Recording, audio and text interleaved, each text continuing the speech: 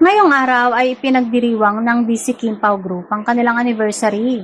Kaya naman espesyal ang araw para sa mga taga-suporta ni Kim Chiu at Paolo Avellino. Bilang bahagi ng selebrasyon, nakatanggap ang fans ng isang video greeting mula sa dalawa na agad nagbigay ng kilig at saya sa kanilang supporters. Kasalukuyang abala si Kim at Paolo sa taping ng bago nilang proyekto na A Perfect Marriage. Sa kabila ng kanilang trabaho, naglaan pa rin sila ng oras upang bumati sa grupo. Bagay na labis na ikinatuwa ng mga tagahanga na matagal nang sumusuporta sa kanilang tambalan.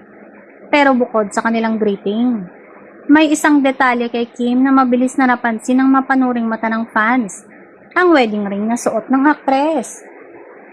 Dahil tila malinaw itong makikita sa video, hindi nakaligtas ang singsing sa mga screenshots at usapan ng ilang Kim Pao supporters. Kasalukuyang nasa taping, sina Kim at Paolo at ang naturang singsing ay maaaring bahagi lamang ng karakter o eksenang kinukunan nila para sa bago nilang proyekto. Dahil umiikot mismo sa isang married couple ang kwento ng kanilang proyekto, hindi katakatakang may wedding ring na ginagamit bilang bahagi ng kanilang costume o karakter.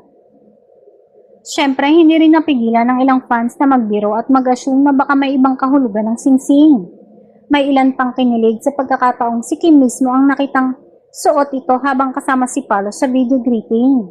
Gayunpaman, wala namang kumpirmasyon mula kina Kim at Paolo na ang naturang singsing ay may kinalaman sa kanilang totoong personal na buhay.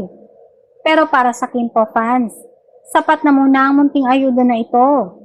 Isang anniversary greeting mula kina Kim at Paolo, kasabay ng nakakakilig na detalye mula sa set ng kanilang pinakabagong proyekto.